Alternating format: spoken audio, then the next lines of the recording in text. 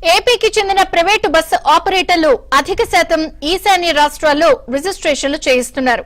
అరుణాచల్ ప్రదేశ్, నాగాలాండ్ తో పాటు డామన్ అండ్ డయ్యూ వైపు వెళ్తున్నారు.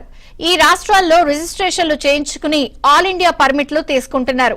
అరుణాచల్ ప్రదేశ్ లో అయితే ఆల్ ఇండియా పర్మిట్ ఏడాది కాకుండా 5 సంవత్సరాలకు కూడా ఇస్తున్నారు.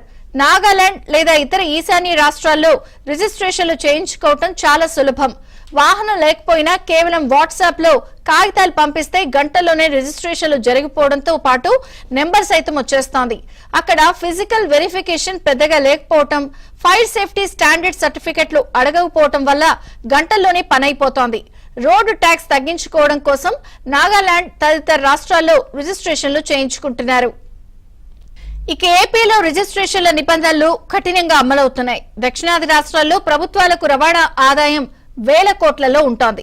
ఉత్తరాదిలో తక్కువగా ఉండగా ఈశాన్యంలో మరీ తక్కువ.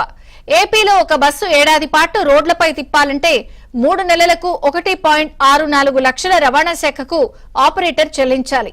అదే ఈశాన్య రాష్ట్రాలైతే ఏడాదికి ఒకసారి 50,000 చెల్లిస్తే సరిపోతుంది. ట్రావెల్ ఆపరేటర్లు ఈ అవకాశాన్ని తమకు అనుకూలంగా మలుచుకుంటున్నారు. తక్కువ ఫీజులున్న ఈశాన్య రాష్ట్రాల్లో రిజిస్ట్రేషన్లు చేయించుకుని ఎక్కువ ప్రయాణ ఛార్జీలు భరించే శక్తి ఉన్న దక్షిణాది రాష్ట్రాల్లో బస్సులు నడుపుతూ భారీ లాభాలు ఆర్జిస్తున్నారు.